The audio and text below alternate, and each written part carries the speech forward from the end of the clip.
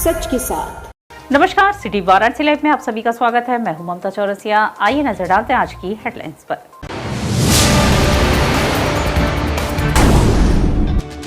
वाराणसी में खाद की किल्लत पर आम आदमी पार्टी का प्रदर्शन, सरकार पर लगाया लापरवाही का आरोप। सिगरा थाना क्षेत्र में हुई पुलिस मुठभेड़ में घायल हुआ कुख्यात चेन स्नैचर रानू, पुलिस ने गिरफ्तार कर अस्पताल में कराया भर्ती। श्री काशी विश्वनाथ धाम में दंडी सन्यासियों हेतु अन्न सेवा एवं दक्षिणा वितरण का पुनः शुभारंभ। और संपूर्णानंद संस्कृत विश्वविद्यालय के पूर्व कुलपति प्रोफेसर हरिराम त्रिपाठी व उनकी पत्नी की सड़क दुर्घटना में दर्दनाक मौत, विश्वविद्यालय परिसर में दौड़ी शोक। और अब खबरें विस्तार से। खेती के मौसम में किसानों को खाद न मिलने से भारी दिक्कतों का सामना करना पड़ रहा है, जिसको लेकर आम आदमी पार्टी ने वाराणसी के विभिन्न तहसीलों पर धरना दिया व योगी सरकार पे घोर लापरवाही का आरोप लगाया। खेती के मौसम में खाद की भारी किल्लत ने किसानों की परेशानी बढ़ा दी है। हालात यह है कि घंटों लाइन में लगने के बाद भी किसानों को खाद नहीं मिल पा रहा है। इस गंभीर मुद्दे को लेकर शनिवार को आम आदमी पार्टी ने वाराणसी की विभिन्न तहसीलों पर जोरदार विरोध प्रदर्शन किया। प्रदर्शन के दौरान किसानों और आप कार्यालयों ने सरकार पर आरोप लगाया कि योगी सरकार की घोर लापरवाही ने अन्नदाताओं की कमर तोड़ दी है। नेताओं ने कहा कि किसान अपनी ही धरती पर अन्न उपजाने के लिए खाद जैसी बुनियादी सुविधा के लिए दर दर भटक रहा है, जबकि सरकार बड़े उद्योगपतियों की जेब भरने में व्यस्त है। आप नेताओं ने कहा कि खाद वितरण में व्यापक भ्रष्टाचार और कालीबाजारी हो रही है, जिसके कारण असली किसानों तक खाद पहुंच ही नहीं पा रहा। उन्होंने मांग की है किसानों को तुरंत पर्याप्त मात्रा में खाद उपलब्ध कराई जाए और जिम्मेदार अधिकारियों कर्मचारियों पर सख्त कार्यवाही की जाए। प्रदर्शनकारियों ने यह भी कहा कि खाद की कमी से बुआई बाधित हो रही है। ऐसे में प्रभावित किसानों को राहत देने के लिए विशेष सहायता पैकेज की घोषणा सरकार को करनी चाहिए। किसानों ने चेतावनी दी कि यदि सरकार ने जल्दी ही ठोस कदम नहीं उठाए तो आंदोलन को और व्यापक किया जाएगा। प्रदर्शन के दौरान किसानों ने अन्नदाता के साथ अन्याय बंद करो और किसानों को खाद दो, वादे पूरे करो जैसे नारे लगाए। खाद की कालाबाजारी धड़ल्ले से चल रही पूरे उत्तर प्रदेश के अंदर, तो हम लोगों की मांग है कि कालाबाजारी को रोक करके खाद किसानों को समुचित व्यवस्थित तरीके से उपलब्ध कराए और अन्नदाता खुशहाल हो, यही हमारी मांग है। संपूर्णानंद संस्कृत विश्वविद्यालय के पूर्व कुलपति प्रोफेसर हरिराम त्रिपाठी व उनकी पत्नी की सड़क दुर्घटना में दर्दनाक मौत हो गई, जिससे विद्यालय परिसर में शोक की लहर दौड़ गई। मऊ के दोहरीघाट थाना क्षेत्र के बसरथापुर के पास शुक्रवार देर रात एक भीषण सड़क हादसा हो गया। सड़क किनारे खड़े ट्रेलर से इनोवा कार की जोरदार टक्कर में कवि कुलगुरु कालिदास संस्कृत विश्वविद्यालय रामटेक के कुलपति प्रोफेसर हरिराम त्रिपाठी और उनकी पत्नी बादामी देवी की मौके पर ही मौत हो गई। हादसे में कार सवार एक युवक गंभीर रूप से घायल हो गया। सूचना पर पहुंची पुलिस ने दोनों शवों को कब्जे में लेकर पोस्टमार्टम के लिए भेज दिया। इस दर्दनाक हादसे की खबर मिलते ही परिजनों में कोहराम मच गया। दोहरीघाट थाना प्रभारी राजकुमार सिंह ने बताया कि मृतक प्रोफेसर हरिराम त्रिपाठी मूल रूप से मीरगंज गोपालगंज के निवासी थे। वे संपूर्णानंद संस्कृत विश्वविद्यालय वाराणसी के पूर्व कुलपति भी रह चुके थे। हादसे में घायल युवक वैभव ने पुलिस को बताया कि वह प्रोफेसर त्रिपाठी और उनकी पत्नी को लेकर नागपुर से गोपालगंज जा रहा था। रास्ते में नींद आने पर जब उसने गाड़ी चलाने में असमर्थता जताई तो प्रोफेसर त्रिपाठी को ड्राइव करने लगे। इसी दौरान बसरथपुर के पास सड़क किनारे पंचर ट्रेलर से उनकी इनोवा कार टकरा गई, जिससे दोनों की मौके पर ही मौत हो गई। प्रोफेसर त्रिपाठी के दर्दनाक मौत की सूचना मिलते ही संपूर्णानंद संस्कृत विश्वविद्यालय में मातम पसर गया। यहाँ छात्र, शिक्षक और कर्मचारियों ने शोक सभा कर विश्वविद्यालय को बंद कर दिया। श्री लाल बहादुर शास्त्री संस्कृत राष्ट्रीय संस्कृत विश्वविद्यालय नई दिल्ली में सर्वधर्म दर्शन विभाग में वरिष्ठ आचार्य की हैसियत से छात्रों को पढ़ाया करते थे। वहाँ वो प्रोफेसर थे। उन्होंने 30 से अधिक ग्रंथों का संपादन और लेखन किया।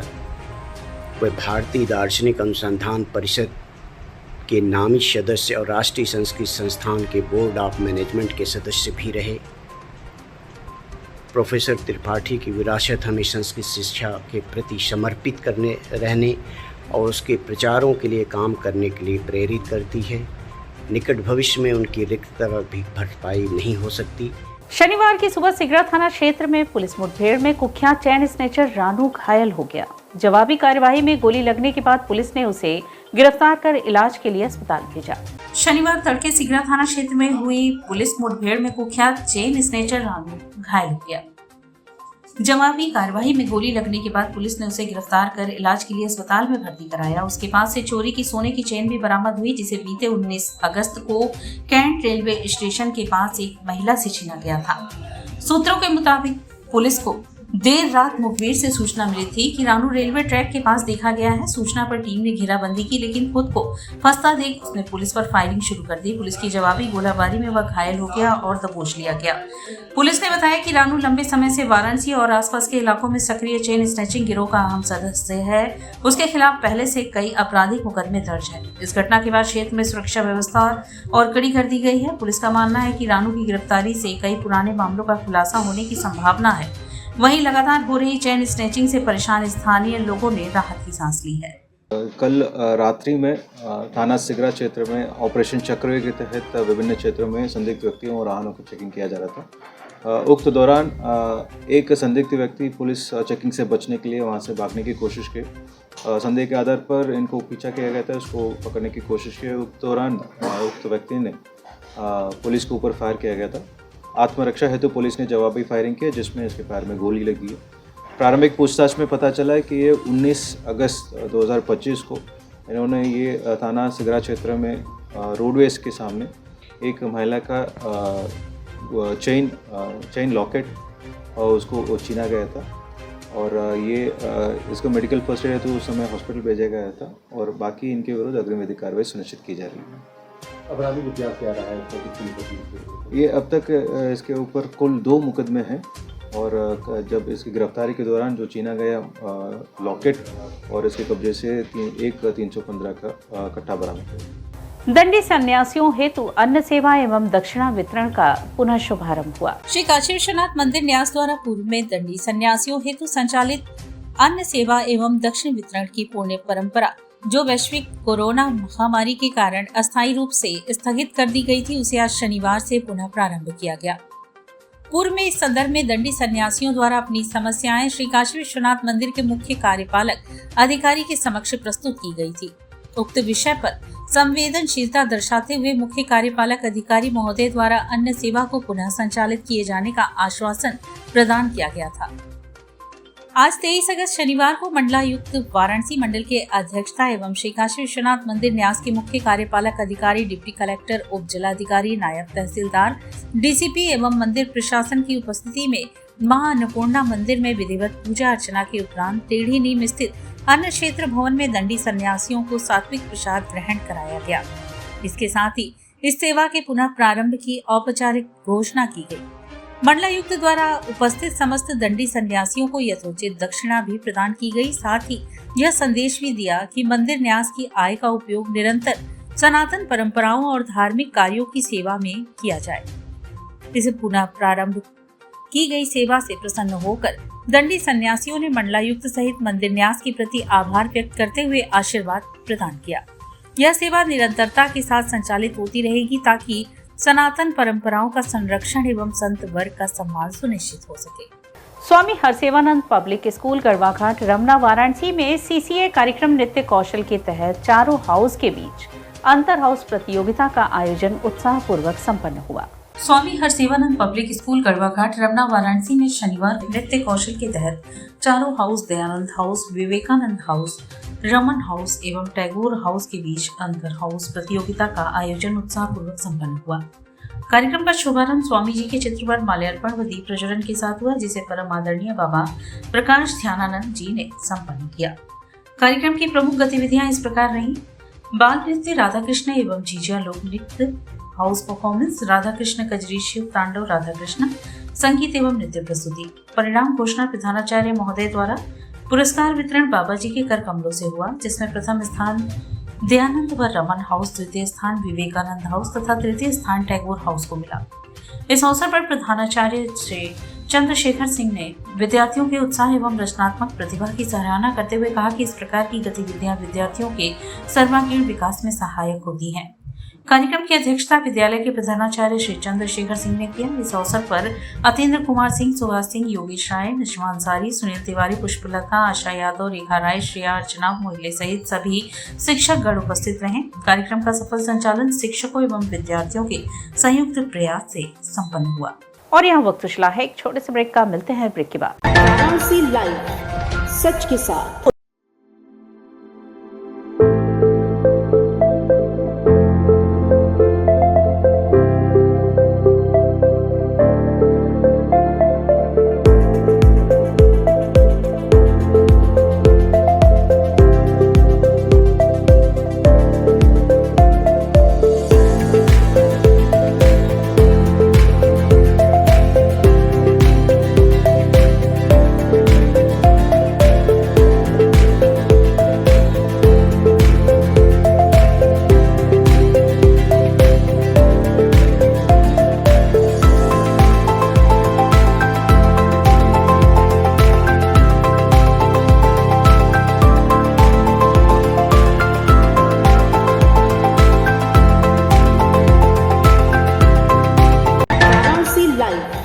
सच के साथ। और ब्रेक के बाद पुनः आपका स्वागत है।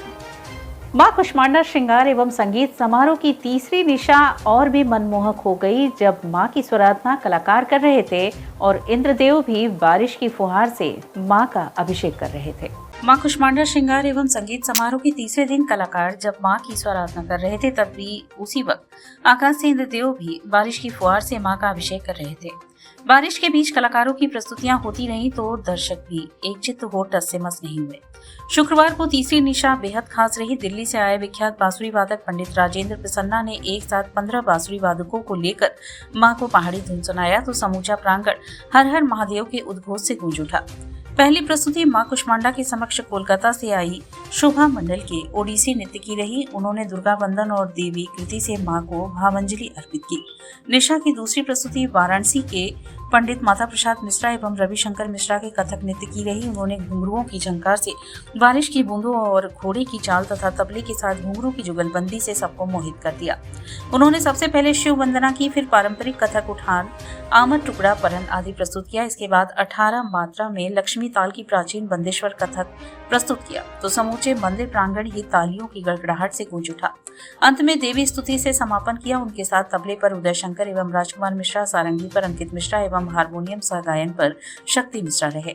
तीसरी प्रस्तुति दिल्ली से आई विदुषी लावण्या सुंदरम के गायन की रही। उन्होंने सबसे पहले राग बागेश्वरी में विलंबित मध्य लय, एक ताल में अवधुत, 3 ताल में निबद्ध बड़ा ख्याल, कौन गत भइल, पिया न पूछे, गौ बार और छोटा ख्याल, सजनवा हरि गुड़गांव सुनाया। इसके बाद धाय धाय घर लाओ की बंदे सुनाया। अंत में मराठी अभंगायिका नारायणा सुनाकर समापन किया। उनके साथ तबले पर पंडित कुबेरनाथ मिश्रा एवं हारमोनियम पर पंकज शर्मा ने संगत की। चौथी प्रस्तुति दिल्ली से आए प्रख्यात बांसुरी वादक राजेंद्र प्रसन्ना एवं राजेश प्रसन्ना की रही। उन्होंने राग झंझोटी में बड़ा ख्याल विलंबित 1 ताल की बंदिश सुनाई। उसके बाद द्रुत 3 ताल में बंदिश सुनाई। अंत में 15 बांसुरी वादकों ने एक साथ मां को पहाड़ी धुन सुनाया तो हर कोई मंत्रमुग्ध होकर रह गया। तबले पर अभिषेक मिश्रा ने संगत की। 5वीं प्रस्तुति डॉक्टर संगीता पंडित की शास्त्रीय गायन की रही। कलाकारों का स्वागत महंत राजनाथ दुबे एवं संयोजक पंडित विश्वजीत दुबे ने किया। संचालन सोनू झा ने किया। श्रृंगार महोत्सव के तीसरे दिन भगवती मां कुष्मांडा का सोने का जवाहर से दिव्य राजर्षि श्रृंगार हुआ। पंचामृत स्नान के बाद मां को चटक लाल बनारसी साड़ी से सुसज्जित कर कोलकाता से आए गुलाब, कथुआ, बेला, रजनीगंधा से सजाया गया। सायंकाल 6 बजे श्रृंगार के बाद मंदिर का पट श्रद्धालुओं के लिए खोला गया। मां की दिव्य स्वर्णमयी छवि का दर्शन करने हेतु श्रद्धालुओं का रेला उमड़ पड़ा। भक्तों में प्रसाद स्वरूप 5 कुंतल मेवे का हलवा वितरित किया गया। श्रृंगार पंडित कौशलपति त्रिवेदी एवं आरती पंडित किशन दुबे ने उतारी। संजय दुबे, विकास दुबे एवं किशन दुबे आदि प्रबंध में रहे।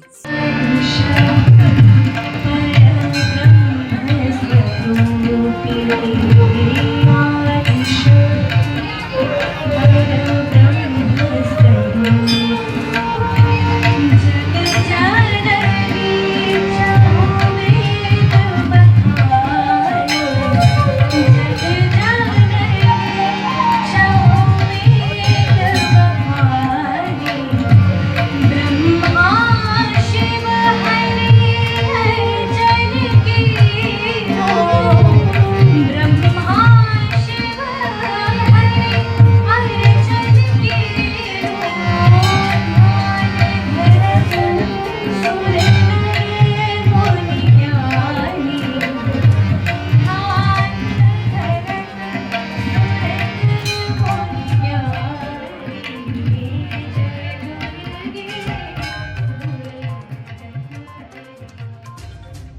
शुक्रवार को बाबा भैरवनाथ का महामसान भैरव के रूप में भव्य श्रृंगार कर नयनाभिराम झांकी सजाई गई।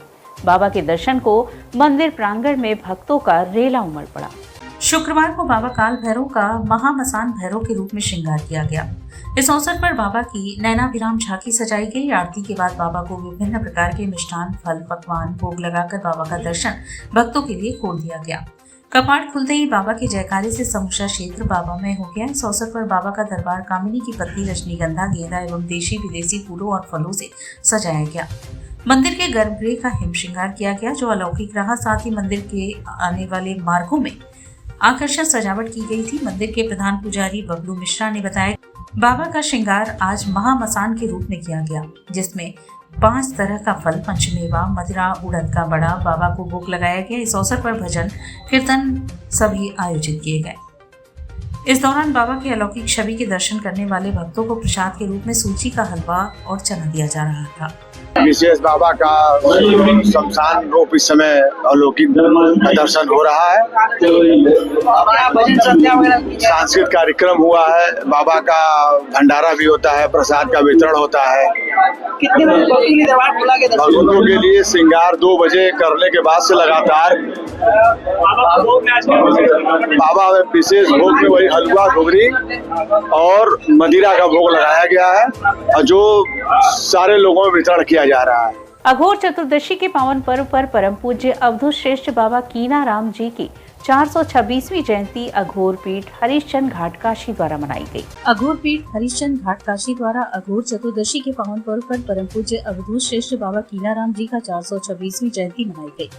इस अवसर पर चेत सिंह किला में आयोजित सांस्कृतिक संध्या एक शाम महाकाल के नाम में गायक भजन सम्राट राजन तिवारी ने सारा जगत है दीवाना फूले भंडारी का काशी वाले हैं मेरे भोले डब्बू वाले की धुन जब छेड़ी तो श्रोता भी सुर से सुर मिलाने लगे। देश की प्रख्यात भजन कलाकारों ने बाबा मसान नाथ के चरणों में हाजिरी लगाई। भजन संध्या की शुरुआत प्रख्यात शहनाई सम्राट पंडित महेंद्र प्रसन्ना व उनके साथियों ने की। शहनाई में मंगल ध्वनि के साथ ही उन्होंने कई प्रस्तुतियां दी। अगली प्रस्तुति में नन्हे कलाकार रामकृष्ण राधे कृष्ण ने शानदार भजन प्रस्तुत किया। इसके पूर्व पीठाधीश्वर उग्र चंडेश्वर कपाल बाबा एवं हरिश्चंद्र घाट की राजमाता जमुना देवी, विधायक हंसराज विश्वकर्मा, महेश चंद्र श्रीवास्तव ने बाबा कीनाराम जी की आरती उतारी और 21 ब्राह्मणों द्वारा रुद्र सूक्त का पाठ किया। इस अवसर पर कपाली बाबा ने कहा कि विशिष्ट शमशान पीठ पूजन जो पूरे विश्व में मात्र और मात्र काशी के ही महाशमशान में आयोजित होता है, जो अघोर परंपरा का विशिष्टतम अंग है। बाबा कीनाराम जी भगवान शिव के अंश से उत्पन्न स्वयंभू अवधूत और शैव परंपरा की अघोर शाखा के शलाका पुरुष थे।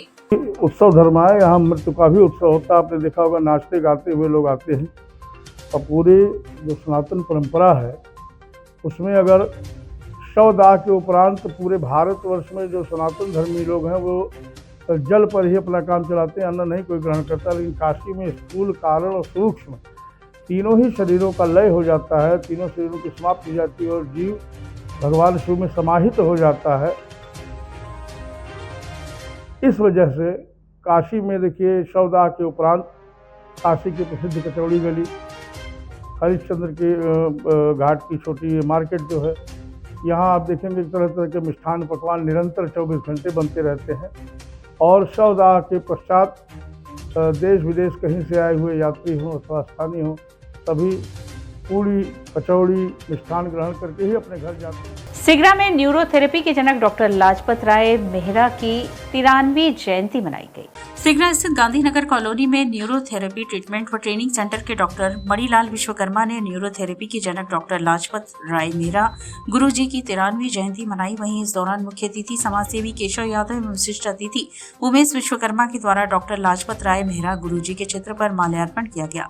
वहीं डॉक्टर मणिलाल विश्वकर्मा व न्यूरोथेरेपी सेंटर में कार्यरत महिला एवं पुरुषों ने भी अपने गुरुजी को माल्यार्पण व पुष्प अर्पित कर आशीर्वाद भी लिया। वहीं समाजसेवी केशव यादव ने अपने संबोधन में कहा कि आज हम लोगों ने डॉक्टर लाजपत राय मेहरा की 93वीं जयंती मनाई है। हम लोगों को न्यूरोथेरेपी सेंटर के डॉक्टर मणिलाल विश्वकर्मा पर गर्व हो रहा है। वहीं न्यूरोथेरेपी सेंटर के डॉक्टर मणिलाल विश्वकर्मा ने कहा कि हमारे न्यूरोथेरेपी सेंटर में बच्चों का निःशुल्क इलाज किया जाता है, उसका कोई भी शुल्क नहीं लिया जाता, चाहे 1 बच्चे हो या 50 बच्चे हो, क्योंकि बच्चे देश का भविष्य है। अगर बच्चे तंदुरुस्त रहेंगे तभी हम आप तंदुरुस्त रहेंगे। हमारे परम पूज्य गुरुदेव डॉक्टर लाजपत राय मेहरा की एक 93वीं जयंती थी। 93 साल हो गए उनकी जयंती को। और हमारा मेन उद्देश्य था, हमारे जो ऑटिज्म बच्चे हैं, डाउन सिंड्रोम बच्चे हैं, सीपी हैं और EMR बच्चे हैं, जो बच्चे जन्म से विकलांग है, बोल नहीं सकते, सुन नहीं सकते, चल नहीं सकते, उन्हीं के उपलक्ष्य में ये कार्यक्रम किया गया। और हम लोगों ने आज के दिन विश्व न्यूरोथेरेपी दिवस के रूप में आज मना रहे हैं और ये अनवरत चलता रहेगा। और ये कार्यक्रम इसलिए मनाएं कि ये बच्चे जो है हमारे भविष्य हैं और बच्चों की संख्या इस समय सबसे ज़्यादा है और सबसे ज़्यादा बच्चे गार्जियन लेकर के बच्चों को परेशान हैं। हमारे यहाँ बच्चे, कभी आप आके देखिए, हमारे यहाँ बच्चे कम से कम 80 से 90 बच्चे पर डे आते हैं और हमारा फ्री सेवा है, 1 रुपया मैं चार्ज नहीं लेता हूँ। कार्ड बनाने से लेके उनका आई कार्ड भी बनाते हैं, हम पूरा ट्रीटमेंट तक का 1 रुपया नहीं लेते। बहुत बड़ा काम है, बिना मेडिसिन का ये ट्रीटमेंट करते हैं। हम खुद अपने ऊपर आजमाए हुए हैं, मैं खुद जानता हूँ, मेरे को बैक पेन हुआ था, हम आए 1 दिन में ठीक हो गया। हमें लगा कोई जादू हो गया है बिना मेडिसिन का। अगर मेडिसिन बहुत सब खाएंगे 100% साइड इफेक्ट होता है। जितना भी पढ़ाई करके आप देखेंगे मेडिसिन में जब भी लेंगे अंग्रेजी दवा में साइड इफेक्ट है। लेकिन डॉक्टर साहब का जितना सराहना किया जाए, बच्चे जो हमारे भविष्य हैं उसके लिए काम कर रहे हैं। मैं अपने शासन में लखनऊ से लेकर उत्तर प्रदेश से लेकर मैं केंद्र सरकार तक इनके बातों को रखूंगा और कहूँगा कुछ ऐसा काम किया जाए जो डॉक्टर साहब ये जनक इस समय वर्तमान के हैं, न्यूरोथेरेपी के चेयरपर्सन ऑफ द इंडिया, बहुत बड़ा काम कर रहे हैं। आने वाले भविष्य जो बच्चे चल नहीं पा रहे, फिर नहीं पा रहे, मैं खुद देखा हूँ यहाँ पे आकर, आप भी महोदय देखे होंगे कि क्या स्थिति है, बच्चे चल नहीं पा रहे। जो माताओं को देश का भविष्य दिखता है, हमारे देश के भी भविष्य वो है, उसके लिए काम कर रहे हैं डॉक्टर ML विश्वकर्मा जी। बहुत ज़्यादा शुभ काम कर रहे हैं। हम बता नहीं सकते कि देश के लिए कितना बढ़िया काम कर रहे हैं। संपूर्ण भारत में नेत्रदान कार्यक्रम को जन जन तक पहुंचाने के उद्देश्य से 25 अगस्त से 8 सितंबर तक नेत्रदान पखवाड़े का आयोजन होगा। संपूर्ण भारत में नेत्रदान कार्यक्रम को जन जन तक पहुंचाने के उद्देश्य से 40वें राष्ट्रीय नेत्रदान पखवाड़े का आयोजन 25 अगस्त से 8 सितंबर तक किया जा रहा है, जिसके अंतर्गत भारत के लगभग 15 लाख एवं वाराणसी आई बैंक सोसाइटी के प्रतीक्षा सूची में पंजीकृत 1100 से अधिक दृष्टिहीनों को पुनर्ज्योति प्रदान करने के लिए विभिन्न स्वयंसेवी संस्थाओं के सहयोग से नेत्रदान जन जागरण कार्यक्रमों का आयोजन किया जाएगा। यह जानकारी शाह हॉस्पिटल में आयोजित पत्रकार वार्ता में संस्था के सचिव डॉक्टर सुनील शाह ने दी। डॉक्टर शाह ने बताया कि इस वर्ष वाराणसी आई बैंक वाराणसी द्वारा महानिदेशक चिकित्सा व स्वास्थ्य उत्तर प्रदेश द्वारा प्रदान किए गए निर्देशानुसार उत्तर प्रदेश में राजकीय नेत्र चिकित्सकों को नेत्रदान व प्रत्यारोपण प्रशिक्षण कार्यक्रम आरंभ किया जा रहा है, जिसकी शुरुआत अपर निदेशक कार्यालय में 26 अगस्त को वाराणसी मंडल के चिकित्सकों के प्रशिक्षण कार्यक्रम से होगा। उन्होंने कहा कि संस्था द्वारा 2007 में उत्तर प्रदेश में बालीवार एक काली पुतली से 2 दृष्टिहीनों को नेत्र प्रत्यारोपण की डाल और डेस्क तकनीक प्रारंभ की गई थी तथा गत वर्ष से सबसे आधुनिक PDE के तकनीक का प्रयोग आरंभ किया जा रहा है। डॉक्टर शाह ने बताया कि जनसंख्या के हिसाब से भारत के सबसे बड़े राज्य उत्तर प्रदेश में नेत्रदान का प्रतिशत बहुत कम है। इसका प्रमुख कारण अस्पताल नेत्र संवर्धन कार्यक्रम का क्रियान्वयन न होना है। उन्होंने कहा कि यदि बनारस के बड़े अस्पताल जहां ICU की सुविधा उपलब्ध है नेत्रदान के संबंध में सहयोग दे तो निश्चित रूप से वाराणसी पूरे प्रदेश के लिए उदाहरण बन सकता है। इसके लिए कुछ अस्पतालों को चिन्हित किया गया है जिनके साथ सभा का आयोजन किया जाएगा। जो 40वां नेत्रदान पखवाड़ा 25 अगस्त से मनाया जा रहा है, उसमें एक रैली का आयोजन शास्त्रीय उद्यान से लेकर के शहीद उद्यान तक किया गया है। इसमें मुख्य अतिथि हमारे जो बहुत ही प्रिय पुलिस महानिदेशक श्री पीयूष मोडिया जी आ रहे हैं, जो कि बहुत ही अच्छे वक्ता भी हैं और उनसे ये अपेक्षा हम लोग करेंगे कि जो भी अनक्लेम्ड बॉडीज़ हैं या जो अननेचुरल डेथ हो जाती है उनमें जो है 4 घंटे के अंदर कॉर्नियल डोनेशन कराएं और जन जागरण के लिए रोटरी क्लब, भारत विकास परिषद और इनरवी क्लब के बहुत से लोग डॉक्टरों के साथ इस रैली में जाएंगे और ऐसे रैली को समापन के लिए नीलकंठ तिवारी जी, जो कि बहुत ही प्रिय लोक विधायक हैं, वो रहेंगे। और इसी के साथ सिटी वाराणसी लाइव का यह प्रसारण यहीं समाप्त होता है। ममता चौरसिया को दे इजाजत। नमस्कार।